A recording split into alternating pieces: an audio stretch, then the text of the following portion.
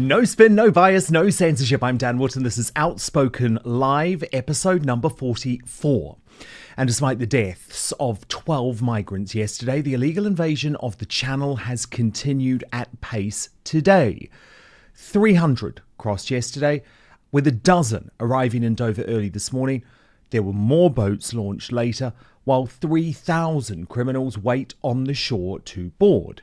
Yet Labour politicians and Two Tier Keir Starmer spent PMQs today boasting about the end of the Bibby Stockholm barge and the Rwandan scheme deterrent, prompting an eruption of fury from Reform UK Deputy Richard Tice, who says the Prime Minister has blood on his hands. And it's utterly inexcusable, unforgivable, blood on the hands of the government, the Home Secretary, the Prime Minister, and all of these people who will not do this. In my digest next, I slam the political class for allowing terrorists, rapists, and Britain haters to be imported via our southern border on a daily basis. Then Father Calvin Robinson weighs in. Also coming up today, violent criminals will be unleashed on the streets by Labour to jail tweeting housewives in the latest free speech outrage. I'll show you the bombshell report. Douglas Murray stands up for protesting Brits, insisting they should not be labelled far right. If people are going to threaten to attack the cenotaph, we should defend it. People will say the people who defend it are far-right extremists. By the way, something they would never say against the people, the other way round, who would deface the cenotaph. So, we have been transformed as a society into an incredibly febrile, low-trust society. And serious question here. Why has Carol Vorderman gone mad and ruined her legacy? And I'm not being facetious. Is it about time someone stages an intervention? I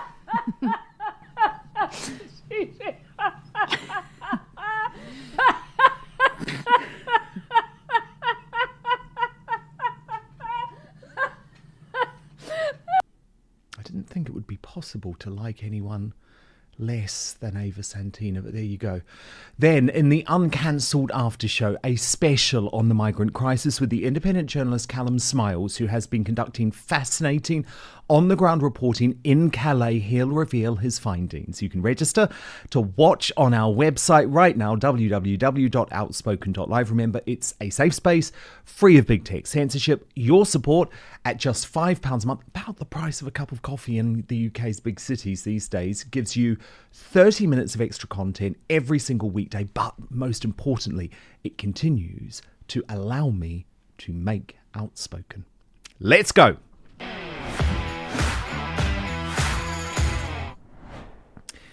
The political class has once again decided to turn their gutless, pathetic, wimp-like heads away. Yesterday, 12 migrants died attempting to illegally invade the UK via our southern border. Now, I declared this invasion a national emergency 3 years ago. 3 years. But still, the Uni Party does bugger all.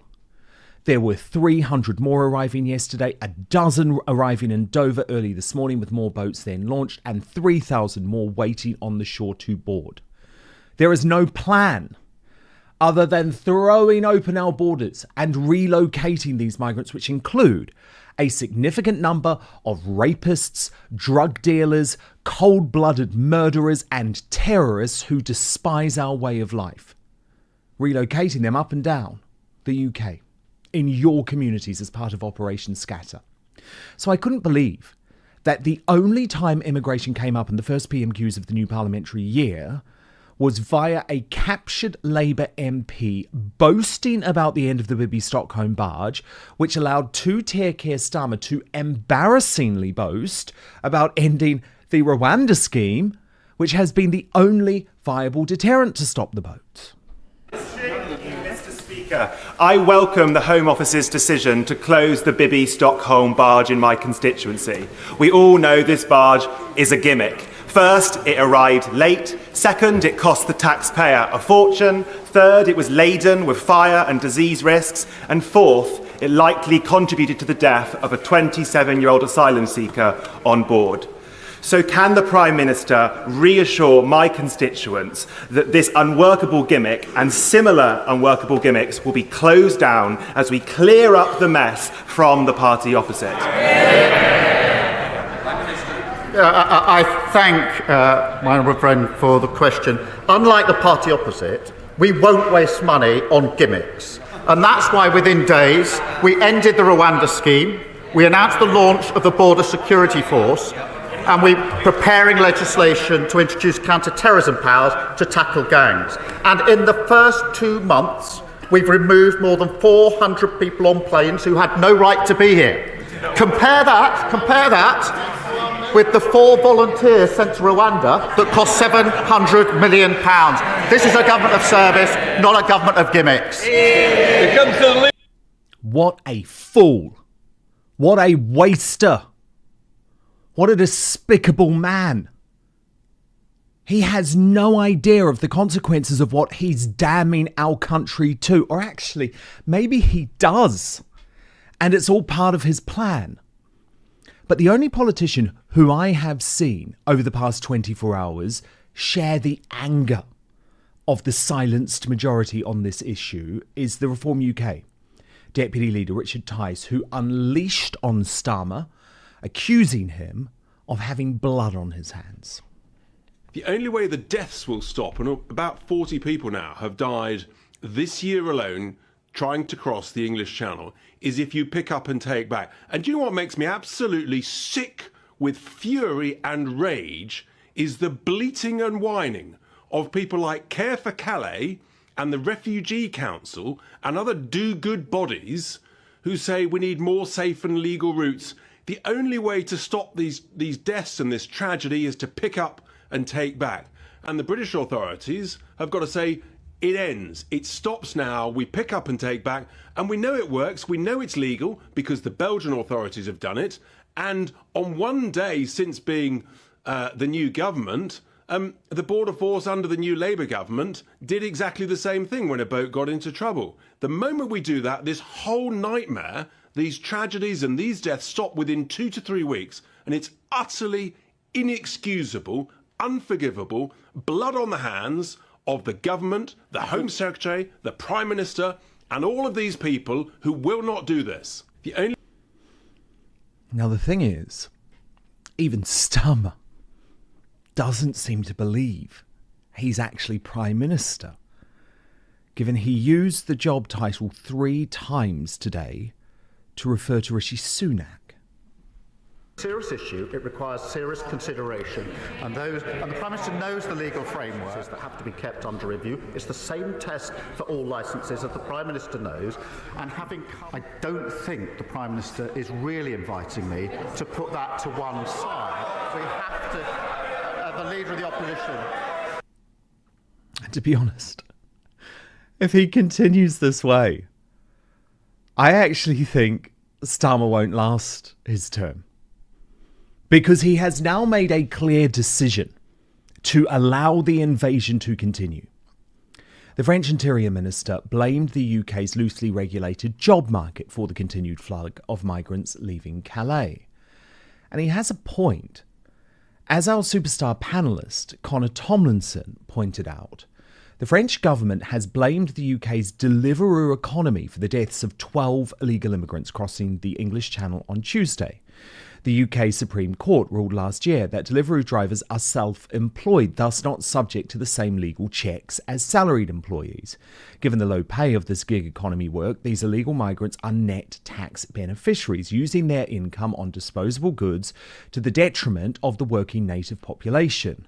Both the Labour and Conservative governments have allowed these crossings to continue, causing avoidable deaths and hemorrhaging public finances.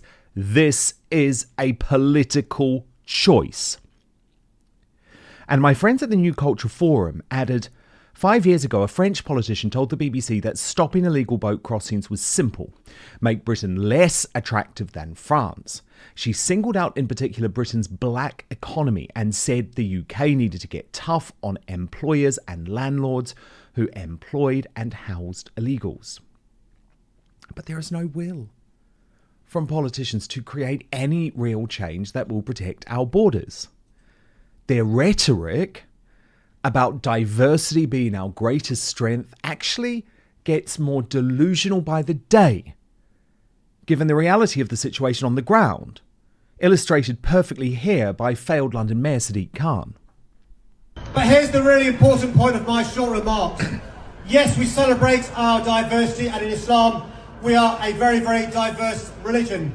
But there are some people who think diversity is not a strength, it is a weakness. They think diversity shouldn't be celebrated, it should be denigrated.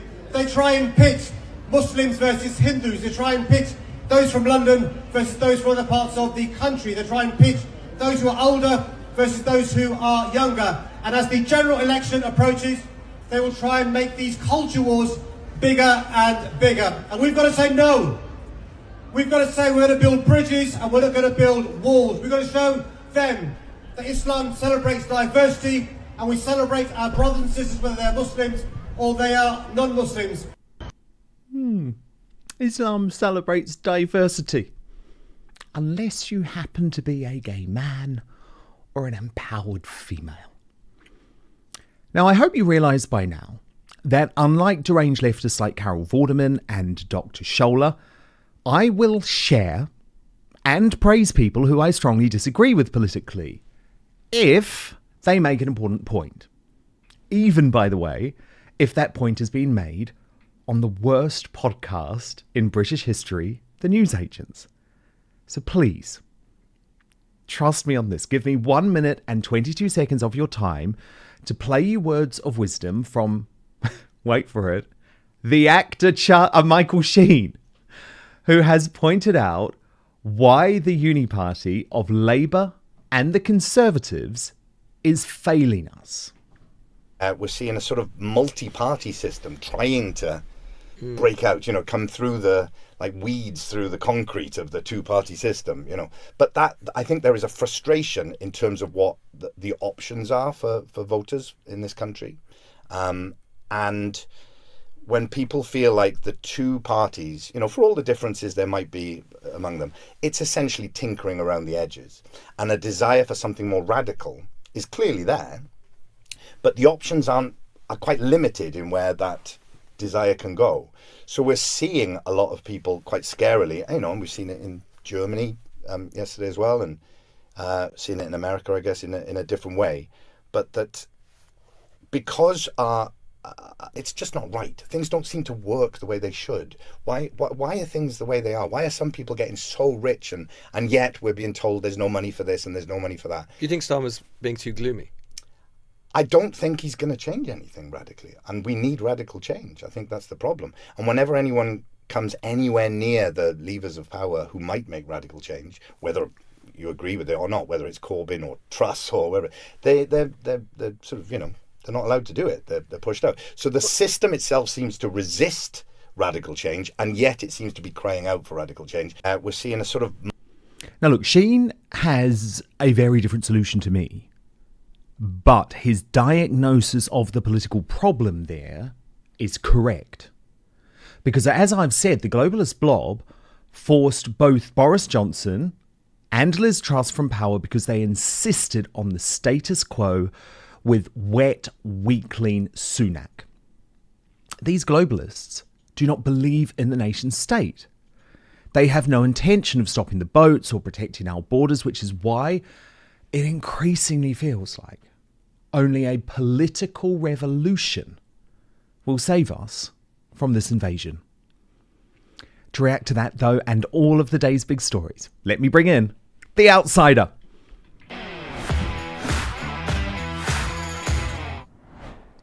And he's back, as always, delighted to be joined by one of our favourites, Father Calvin Robinson, who has announced, as you may know, that Starmer's satanic policies have forced him to quit the UK, which he will speak about in detail in his first interview later in the show. But before that, Calvin, I want to get your reaction to Richard Tice accusing Starmer of having blood on his hands for quite simply choosing to allow this invasion to continue.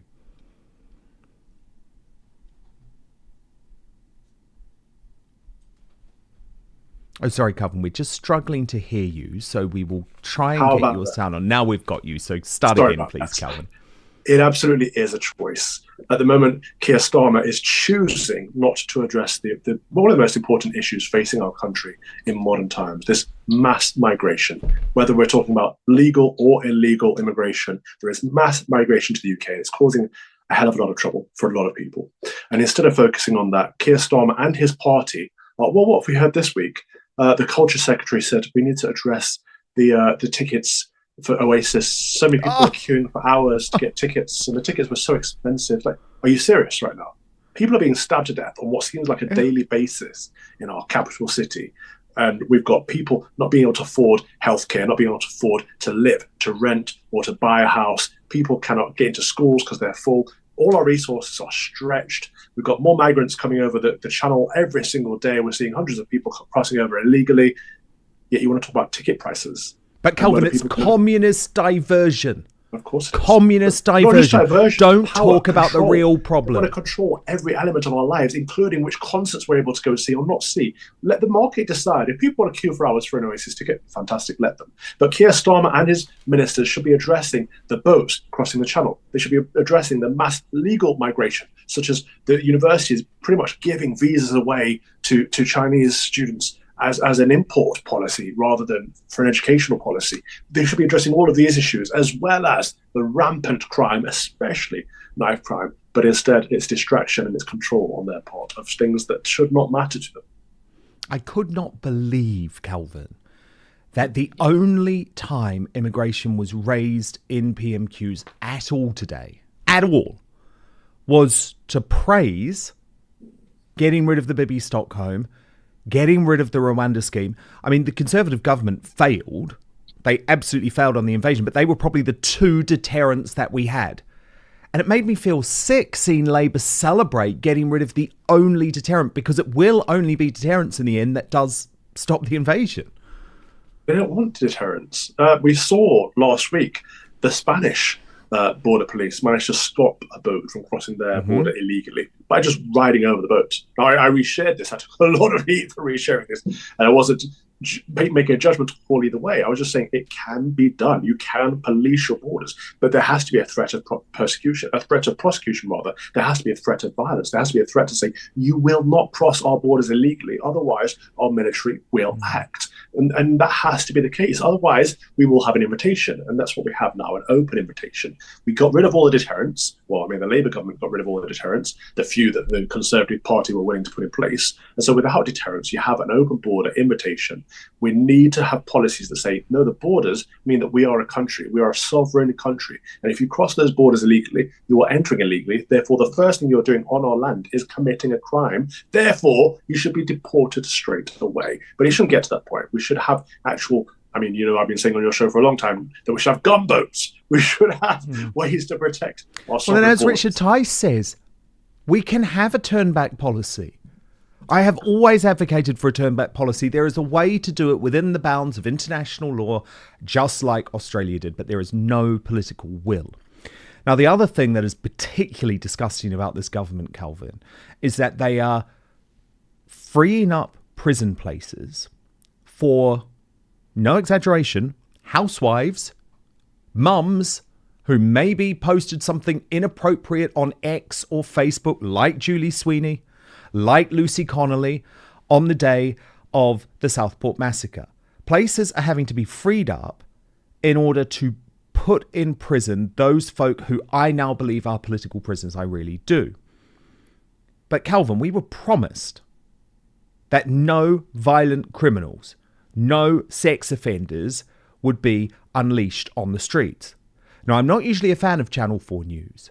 I think on the whole, they're crooked and they're a biased news organisation.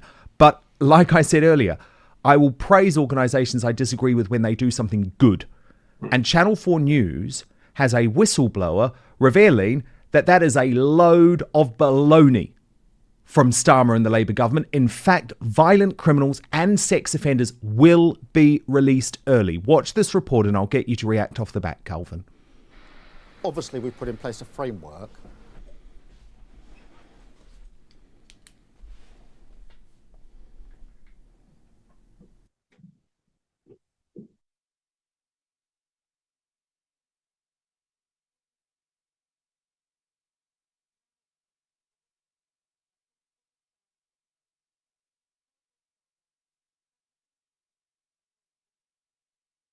Means some people who were jailed for sex offences will be released from prison early under this scheme. It doesn't make sense to me. Speaking anonymously, what we can say is he's a probation officer in the north of England. He told us about the case of a sex offender considered high risk who will soon be released 4 months early under the new scheme. So there's things we're putting in place, but the clock's ticking all the time. And when he checked the rules, he realised that case won't be a one-off. We've been told repeatedly that sex offenders won't be released early under this. Well, indeed, it's a definite loophole to me. It doesn't fit with justice. It certainly doesn't fit with victim rights. What he calls a loophole, although the MOJ refutes that description, will affect some prisoners serving time for crimes excluded from the early release scheme, like sexual offences, if they were also sentenced for another offence that does qualify, like theft or common assault. So, Calvin, sex offenders, violent criminals will be released early, unleashed on our lawless streets in order to lock up people like Julie Sweeney and Lucy Connolly. I've been saying this since the beginning, since they announced that they were going to have to release criminals early, that some of them will be violent, some of them will be sex offenders, and the government has no way to wean them out at all. And this proves to be true. And why, when someone is nearing the end of the sentence, are we letting them out early anyway? If they're for a violent crime or a sexual abuse crime, they should be serving the entirety of their sentence. That's how a punitive criminal system should at least work.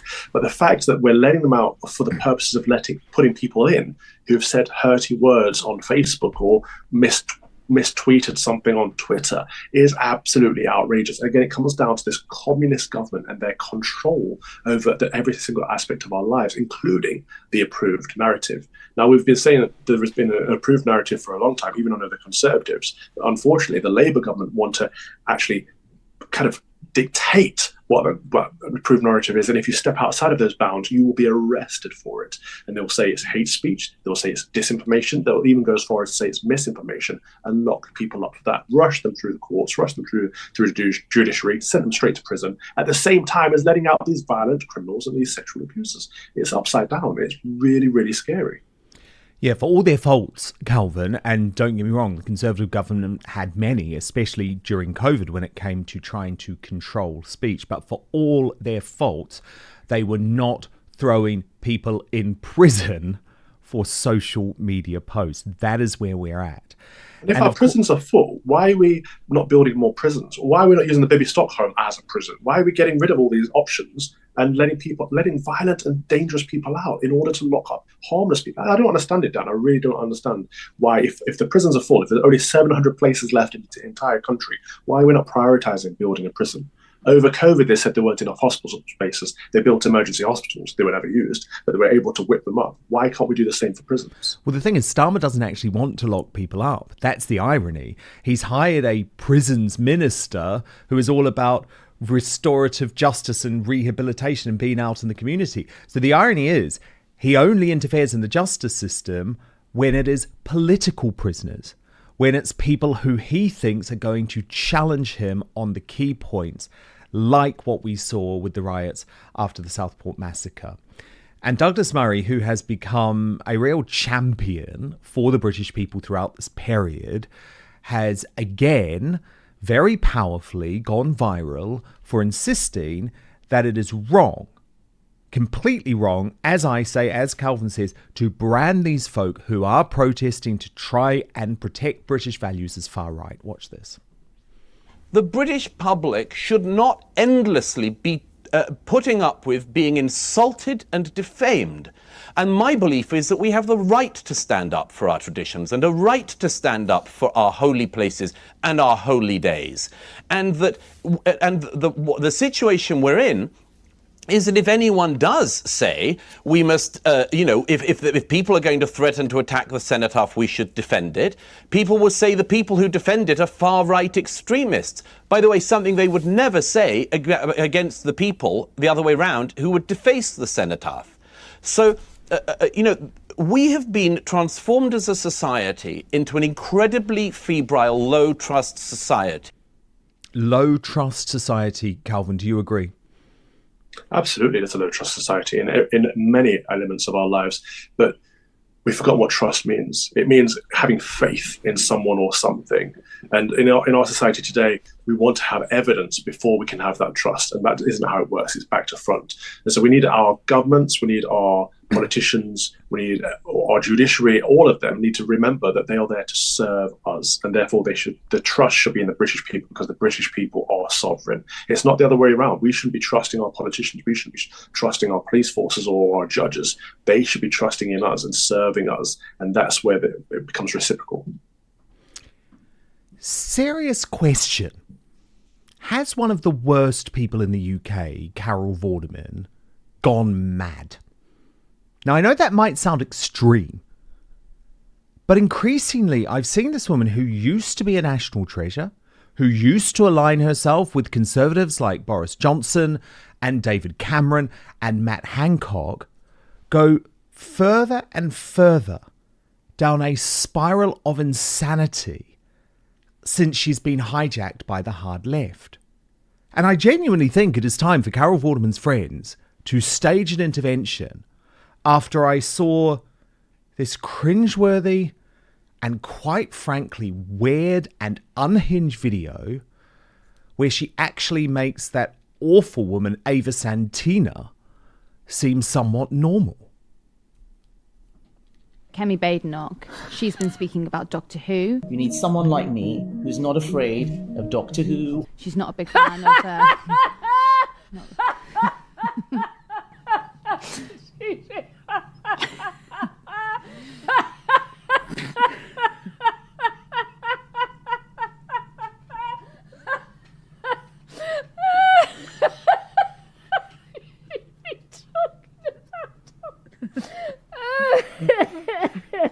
She's very concerned, Carol. Oh my God. It's been... You get no better.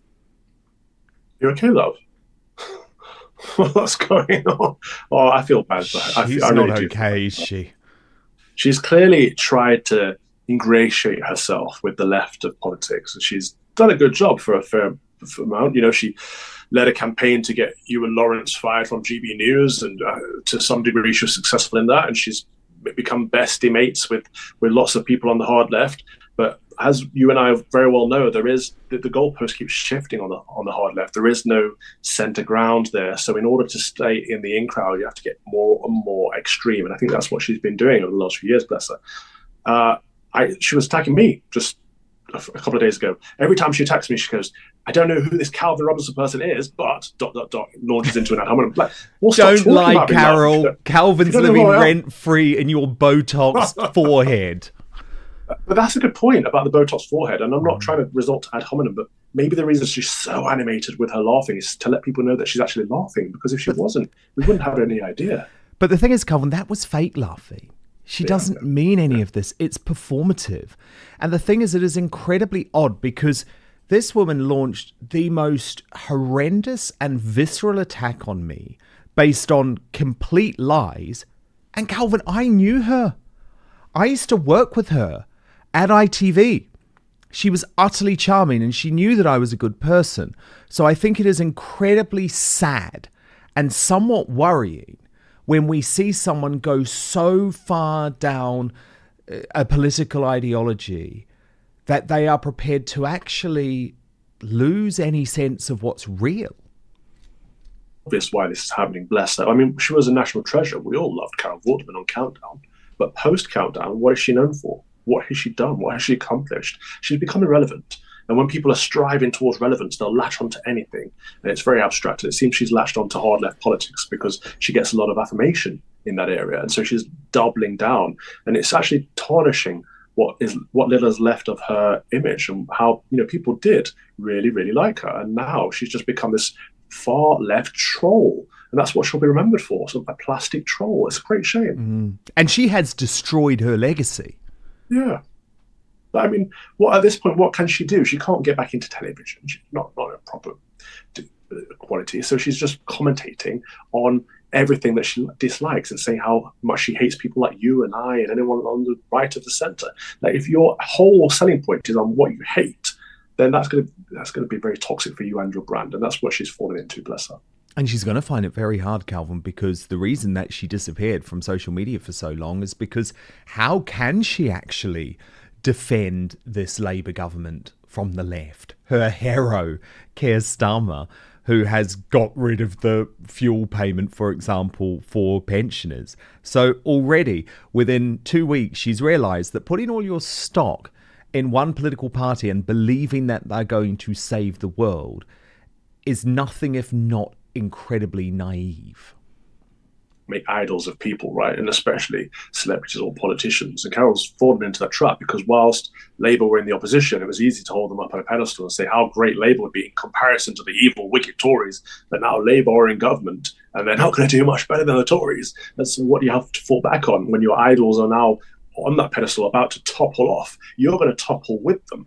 They'll never ever make an idol of politicians. It's a fool's game.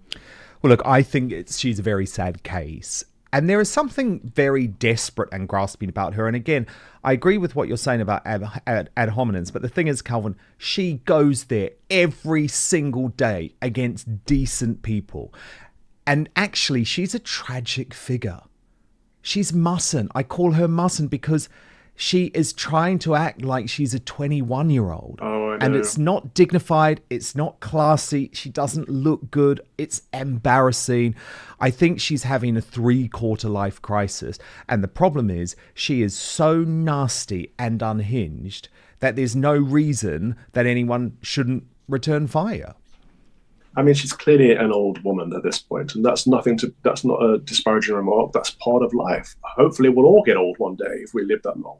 But she should grow old gracefully. And she's got the Madonna complex going on of never wanting to age. And it does just look bad. It's embarrassing. It's awkward.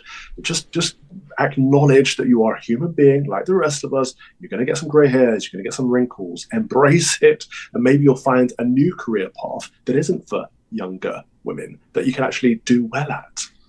Now, Calvin, of course, the thing that she was sort of having that weird breakdown over was about the Conservative Party leadership contest and specifically Kemi Badenoch. And I'm no big supporter of Kemi Badenoch, but to laugh and dismiss her like that, I think actually was again bordering on offensive. But it hasn't been a great day for Kemi, because actually in the first round of the Tory leadership battle, she was beaten to the top spot by Robert Jenrick. We'll talk about him in just a moment, but the biggest shock was that Priti Patel, the former Home Secretary, a former darling with the Conservative Party membership, was eliminated in the first round after she decided to tack very much to the left, move away from her base and her supporters by saying she didn't want to leave the ECHR. She made no apology for mass immigration. And unfortunately, it was a failed campaign. This was the embarrassing moment for Priti Patel when she was eliminated ahead of a bloke who you've probably never heard of called Mal Stride. Watch this. Kemi Badenoch, 22 votes. James Cleverly, 21 votes. Robert Jenrick, 28 votes. Priti Patel, 14 votes. Mel Stride, 16 votes. And Tom Tugendhat, 17 votes. So as a result of the ballot, Priti Patel is eliminated from the contest, and there'll be a further ballot next Tuesday to reduce the list from 5 to 4 candidates, who will then be going to the Conservative Party conference. Thank you very much for your attendance, and we look forward to the ballot next week. There we have it then. Dame Priti Patel has been eliminated there. She was known, wasn't she, for her tough stance on immigration, Beth? And once again, Calvin, you hear Sly News, the mainstream media getting their analysis completely wrong. No, the problem was she actually wasn't tough enough on immigration, and that was the big problem of this campaign. What do you make of Priti's fall from grace? It's all a big stitch up. This is the problem with the Conservative Party, is that they want to, the parliamentary party want to have all the power and all the control and all the say. They don't want to put it to the membership because they dislike their members, actually. Most of the elite really Conservative dislike Party, their members. yeah, they're very different to their members. Their members are probably watching this show. Their members are viewers of our former channel. Their members are people that you and I know and love. However, the parliamentary party is very different. And this is why they will have hated Priti. And she played the game entirely wrong. Her membership base is massive. The membership party love Priti Patel. If it had gone to a vote amongst members, I think she would have been at the top, if not very close. And of course, what she had to do was get the support of her parliamentarians, her peers. And so what she did was she tried to pretend that she's not right wing. She tried to play the centrist or the centre right party card. Said, well, look, I'm not actually that strict on immigration. I'm not that tough on this and that and the other. When that's never going to work. She's never going to win over the Wets. And she's never going to get their support because she's Priti Patel. She should have just stuck to what she is and who she is. It still wouldn't have worked because they hate her, because she is loved by the party, by the membership. And so they wanted her gone. I don't know who they want in next. It looks like Robert Jenrick is their most popular amongst the parliamentary party. But they certainly do not want the members to vote at this stage. And this is why, I think the members would have voted for Kemi Badenoch. I think the members would have voted for Priti Patel, and the members would have voted for Suella Braverman if she was still in the leadership contest. So all the three that would have got the highest votes from the party membership are no longer even in the leadership contest. So it's a stitch up entirely. Whoever is the next leader of the Conservative Party will not be a fan. It's the most anti-democratic process, and I completely agree on that. But the problem is, Calvin, never pretend to be something you're not. No. Because it didn't work. And the problem is Priti's now destroyed her political legacy in a way, because she has pretended that she is one of these one nation Conservative Party wets. And so it very much confuses now actually what I think about what she really is. So personally, I think the whole campaign has been a real disappointment. And at least with Suella Braverman, who I'm a big supporter of, she went out with her morals intact. And I think that's a really important thing to do. But look, stand by, Father Calvin Robinson, because in just 1 minute, I'm going to get you to reveal the real reason why you have made the painful decision to quit the UK. So Calvin Robinson back with big news in just 1 minute, so don't go anywhere. But guys and girls, it's the best time of year because football is back. We're talking Premier League in the UK, in the US, it's NFL Sundays and college football Saturdays. And with that comes the glorious grind of fantasy football lineups. You know all about this. You're in a manager comes alive. You're setting the perfect fantasy roster, screaming at your TV, making last-minute waiver moves that either make you a hero or the guy everyone ridicules in the group chat. That's usually me. But listen, while you're over here making sure your fantasy team is dialed in, don't let your personal grooming become the guy that gets left on the bench. Because let's be honest, nobody wants to fumble their grooming routine. And that's where Manscaped's Performance Package 5.0 Ultra comes in, acting as your all-in-one grooming playbook. From keeping things sharp down below with the Lawnmower 5.0 Ultra to taking care of those rogue nose and ear hairs, and we all hate those with the Weed Whacker 2.0, this is the lineup that'll keep you looking and feeling like a champ on and off the field. You want to be clean, you want to be confident, you want to be ready to dominate your fantasy league. Now, the Lawnmower 5.0 Ultra Groin and Body Hair Trimmer is the franchise player of your grooming roster with precise trimming capabilities. It's reliable, efficient, and gets the job done without fumbling. Whether it's for date night, a weekend tailgate, or just everyday grooming, this is the tool you want on your squad. No one wants a surprise nose or ear hair making a guest appearance on game day, so the Weed Whacker 2.0 handles those details like a pro, keeping you neat and ready to go. No missed tackles in your grooming game. The Performance Package 5.0 Ultra doesn't stop at grooming essentials. It also comes with 2 free gifts. The Boxers 2.0 Midnight Bravo and the Shed 2.0 toiletry bag. Premium gear to ensure you're always ready for action, whether at home or on the road. So join the 10 million men worldwide who trust Manscaped and get ready for kickoff by heading right now to www.manscaped.com. Use the code Outspoken for 20% off and free shipping. Trust me, you'll be drafting the real MVP of grooming this season. Genuinely, it's such a gentle product. No more cuts, reduce the risk of ingrown hairs and grooming accidents. And once you try these, you'll never look back. Your grooming game will be changed forever. So 20% off, free shipping using the code Outspoken at manscaped.com. Stay on top of your grooming game and be ready for anything the season throws your way. But now, back to the show, and let's return to Father Calvin Robinson. Father Calvin Robinson made a major announcement this week, which has captured attention across the nation. He has revealed that he is quitting the UK as a result of the policies being introduced by the satanic new Prime Minister, that's his words, Keir Starmer. This was covered in all of the national media, from the Daily Express to the Eye, and Calvin made the announcement on his Lotus Eaters show Common Sense Crusade. So let's have a look at what he said. But I think that's been accelerated, actually, by the current state of affairs in the United Kingdom, in that it doesn't feel like people are ready to fight yet. There aren't enough people awake yet. It feels like in other parts of the world, there are people that still believe in freedom and still believe in Christ and are willing to fight for what's right.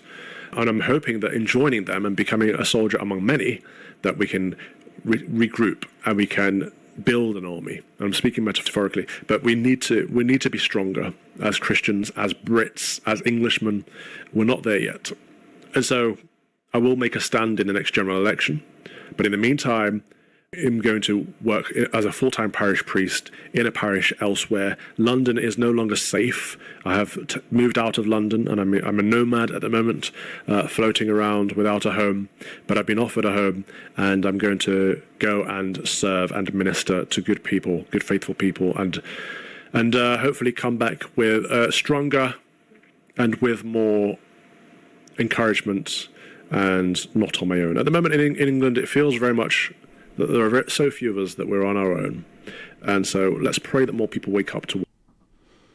But now, in his first interview about the decision that divided the nation, Father Calvin Robinson is outspoken. So, Father, this must have been a tough call. This has been an incredibly tough call. But I just want to say that this has been a call that I've been discerning and praying over for a year now. I first got a call from a parish in the United States, October 2023, saying, would you be interested in becoming our rector? This is our parish, and we're looking for a rector, and you come up in our short list of people that we would like to interview. I was blown away by it, but if you remember, October 2023 was a big month for us. I got sacked from GB News. A few days later, I had this invitation to a parish in America, and a few days later from that, I was ordained to the priesthood. So bearing in mind, I was still a deacon at the time, so it was a big month. A lot went on, and actually it felt providential. The fact that I got fired from my TV role a few days before being ordained into my priestly ministry showed me that actually it wasn't anything to do with those bad managers. It wasn't anything to do with that station. It was God clearing a path and saying, this is the door that I'm opening to you now. This is where you're going to go from now. And so it was important. But the parish that got in touch invited me over, and I went and visited. And as you know, I spent a lot of time in the States anyway. But this was a place that I hadn't been to before. And I met some really, really wonderful people, and they were really faithful people. And they told me about how they'd prayed through who their next minister was going to be. And a few of them had different stories, which I won't share on here because I haven't asked their permission for that yet. But the ultimate conclusion from their stories were that I was the guy that was being called to their parish, and that Father Calvin Robinson was going to be their next priest. And that really touched me, to find a parish that is prayerfully considering and discerning who their next priest is going to be, and when they feel called to that person, to go and contact that person and reach out.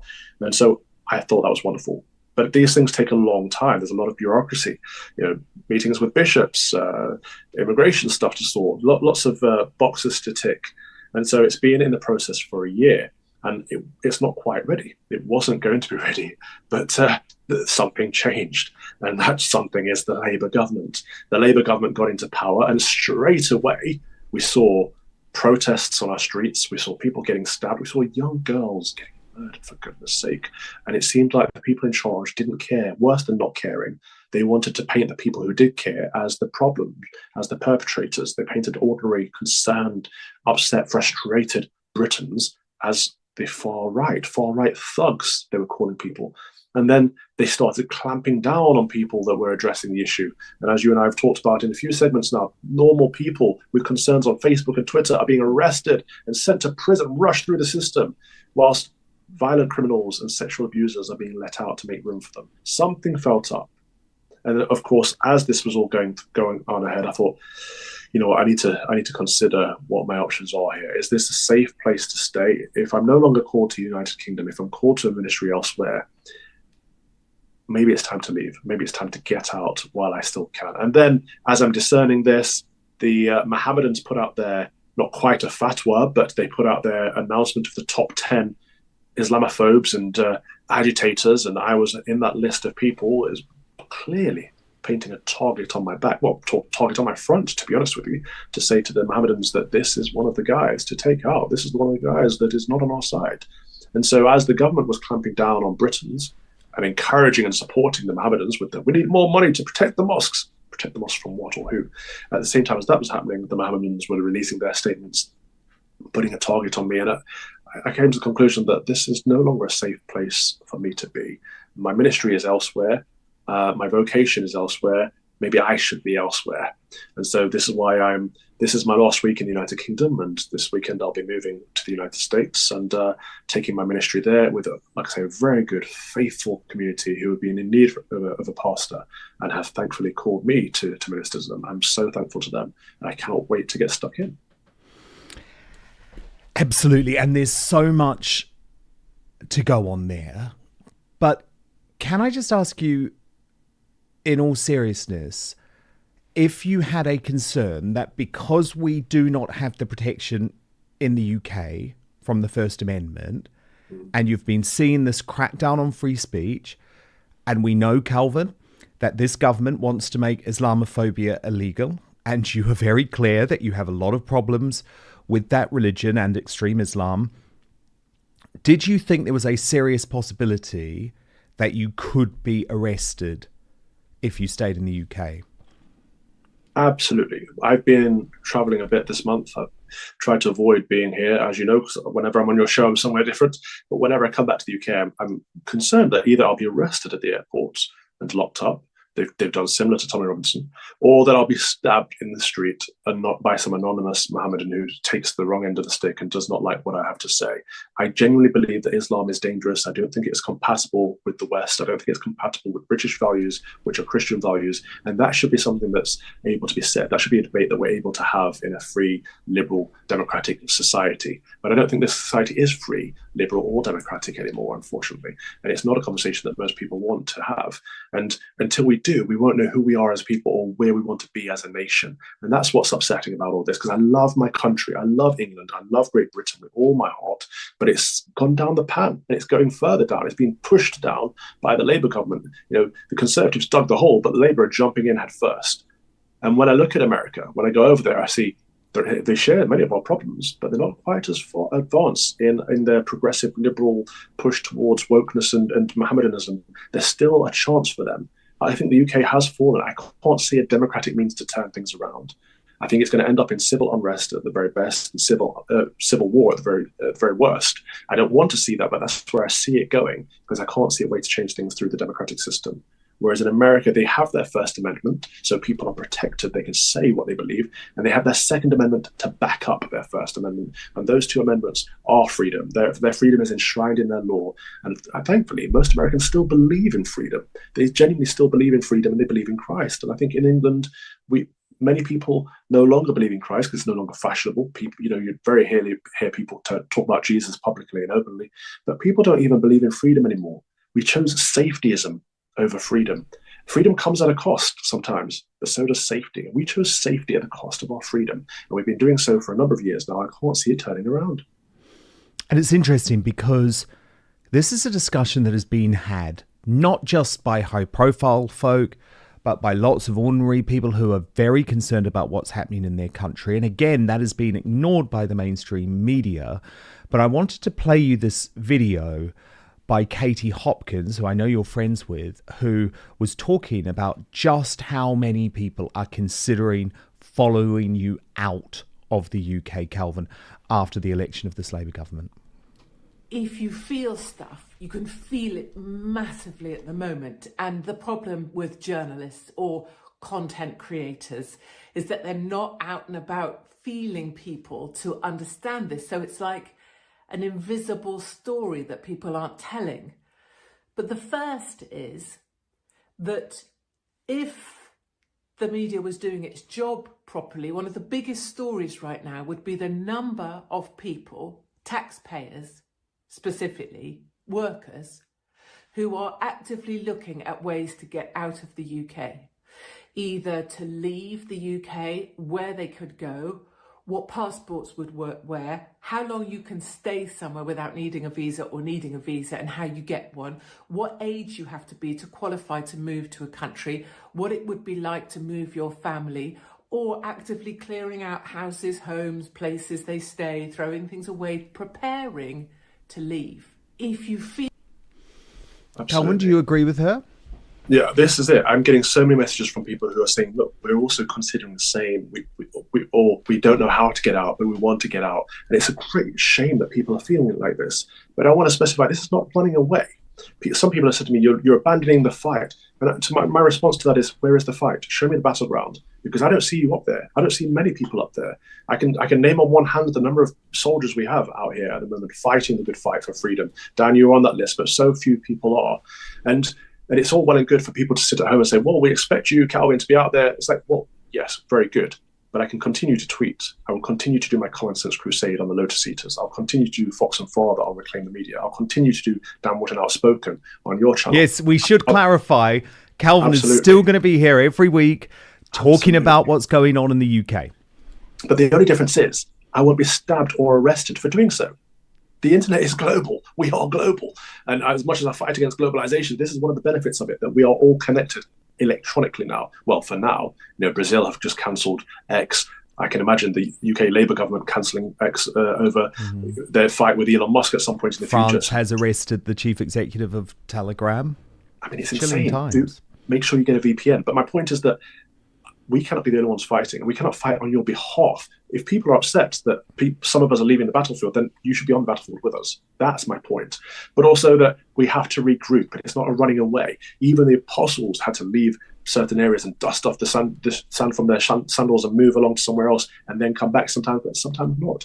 And it's, throughout the scriptures, we hear of stories of people having to regroup, people having to leave a certain place at a certain time in order to maintain the war. We sometimes retreat from battles to win the war. And I think that's what it feels like is going on in the UK. A lot of people are regrouping. A lot of people realise either there is no fight to be had yet because there aren't enough people awake, or that the battleground is empty. And so we need to build the army before we can continue the fighting.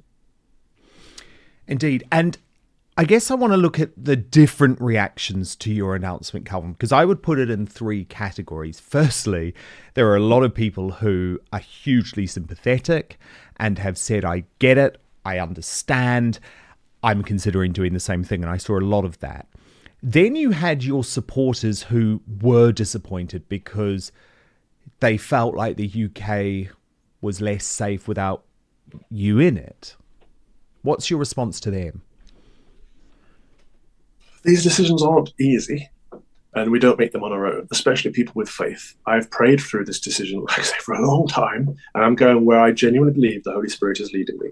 God is calling me to a ministry elsewhere, and my public ministry will remain, at least in some degree, in the ones we just talked about. So I'm still going to be fighting this good fight. Douglas Murray left years ago. He's been one of the champions in recent weeks of fighting for freedoms for Britons because he can do so. He has the freedom to do so from where he is in America, protected by his First and Second Amendment. And I hope to do the same. I hope to be able to fight better with more resources and better. I'll be better equipped than I am here. if I continue fighting where I am now, my voice will be cancelled very, very soon, and that will be no good for anyone. Yeah, and I think actually the third reaction group, and I want to have a look at some of these, Calvin, but the third reaction group proved actually why it is such an unpleasant place, the UK at the moment, for someone like you or someone like me.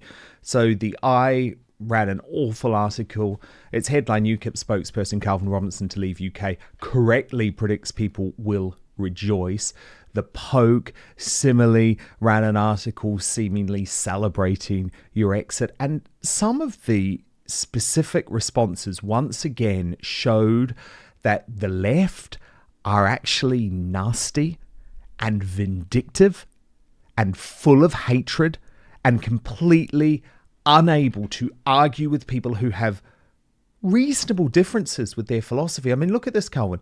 A newspaper, the New European, I mean, these are the Ramonas in chief, and they wrote, "Praise the Lord," about your announcement. That's actually a newspaper. Then Nick Lowles, who is the guy who runs this apparently anti-hate organization, charity called Hope Not Hate, but it actually is one of the most hateful people in Britain, and spread disinformation about the Southport massacre, which was completely wrong and led to violence, but he wasn't arrested. He tweeted, "Happy Friday, everyone." So I guess it's that reaction, Calvin, which sometimes shows why it's such a toxic environment for people like you, because the mainstream media and the political elite are absolutely scathing when it comes to conservative voices, even though you and your viewpoint is shared by the silenced majority. And that's why they hate it, because they hate the silent majority. They hate ordinary British people. That's what the elite cannot stand. They want to manipulate everyone to thinking like they do. And so people like me that represent some of those people, they hate us. But it's great to see the New European saying, "Praise the Lord." I'm thankful that my message has gotten to them and they're now on side. That's wonderful. But what I found quite obtuse about the lefty media is that a lot of them are saying things like anti-immigration, Calvin Robinson is now emigrating. It's like, you guys should know the difference, right, between mass immigration and illegal immigration and genuine emigrating, right? I am very much against mass immigration in this country. We have too much. We need to cap it. I am very much against illegal immigration. Illegal immigrants should be deported, absolutely. And that's a very, very different argument from someone like me going to somewhere where they're asking for people that have the skills and talents that I have. And likewise, when we've needed doctors and nurses in the past, such as Windrush, when my grandparents came over, then we've called for that. But we have to close the doors when we are done. And they cannot get any new ones. Well, they don't want to see any new ones because they are obtuse and they are fighting without a real argument. This is why they resort to the ad hominem attacks, and the personal attacks are very easy for them because it's all they have. Well, exactly. The whole point that people like you campaigned for Brexit was so that actually our immigration system would be based around extraordinary people, incredibly talented people, people who were going to add to our country, and that we were going to be able to go for those highly skilled people from countries and cultures that share some similarities to us. For example, the Commonwealth, Australia, Canada, etc., etc. And that is the system that the US has, effectively. If you're going to get a green card or if you're going to be able to work in America, you have to prove that you're an exceptional individual, that you have something to offer that people in America can't currently provide. And that is something that you will certainly be able to prove. But America is very serious about its immigration system. That's why it's so extraordinary that they just allow people to pour in via its southern border. Whereas, you know, Calvin, if you look at our immigration system post-Brexit, it effectively involves importing the third world. And it involves importing folk who are not working and are actually becoming a great cost to our economy. So we've got immigration all wrong. It's not to say that a degree of immigration doesn't work. Personally, I want net zero immigration, but we would still allowed to be bringing in a certain amount of people, but they would need to fill particular skills and a particular type of person that we needed in our society. It's quite simple, really, isn't it? It's quite straightforward. It's funny that none of the politicians or the lefty rags seem to get it. I argued over Brexit, and it's very well publicised. I argued for better relations with the Commonwealth, with Kanzuk. I said it should be easier, actually, for doctors from Canada or nurses from Australia to come over when we have those positions available, when we have those positions to fill, of course. But this is it. It should be down to the skills and the talents and the gifts that people have if we need people with those. But if we don't, then we should be able to say, actually, well, we've reached a cap. We've reached the limit. We don't need any more immigrants for now, thank you. But what we have right now, with mass immigration, both legal and illegal, is net spongers. In fact, we have too many people sponging off a system they have never paid into. And so what we have is you and I as taxpayers paying for people to come over and live a life of luxury. It's absurd that we allow it. And the left will say it's racist, it's xenophobic, because they don't want to address the actual issue. But they can't address it because, they have no arguments. And Calvin, you are planning to return one day? Yes, I am planning to return one day. I'm planning to stand for election because I looked around at the last election. I couldn't find anyone to vote for. It's very difficult. I had to hold my nose and vote for Reform in the end, but I didn't vote for the party, and I certainly didn't vote for Nigel Farage. I voted for the local candidate who was a pro-life candidate. But I tried to find a party that had Christian values, and there were none. I found that Farage mentioned Judeo-Christian once in a speech, but that doesn't make his party Christian or on Christian values. And so I found that UKIP is going down that track now. It is explicitly Christian. It has Christian values. It believes that Britain was built on those values, and it wants to stand for them. And so I thought, okay, so if I couldn't find anyone to vote for, maybe I should stand myself. And I hope that more people will do that. I hope that more good Christians, more good Britons who will struggle to vote in the last election, and we know a lot of people did struggle to vote, I hope they get out and stand for themselves. Calvin Robinson, Father Calvin Robinson, thank you so much for revealing the real reasons behind your exit that you certainly wouldn't have read about in the biased mainstream media. But the great news is you'll be here next week as normal, so you'll still be espousing your outspoken views on British politics here on Outspoken, and that is great news. Father Calvin, thank you so much, and good luck with the move. Thank you, Dan. Do you want to help me carry some boxes? Maybe I'll pass on that. Not my strength. But I'm with you in spirit, Calvin. I'm with you in spirit. No, if you need anything, let me know, of course. Now, don't go anywhere, because coming up in our uncancelled after show today, a special on the migrant crisis with the independent journalist Callum Smiles, who has been conducting fascinating on-the-ground reporting in Calais. He's going to reveal his findings in the after show in just one moment. And you know it's important to me that we have a safe space that is not patrolled by big tech, where censorship and control runs deep. So that's why we have www.outspoken.live. It's our membership section where you will get half an hour of extra content every day. So at this stage, we come off YouTube and Rumble. We move to our own platform to continue our conversation in the uncancelled after show. All you have to do is register at www.outspoken.live. We are back live every weekday at 5 p.m. UK time, midday Eastern, 9 a.m. Pacific. Hit subscribe right now on YouTube and Rumble. Turn on the notifications. Most importantly, I promise to keep fighting for you, but I will see you on the after show in just a minute.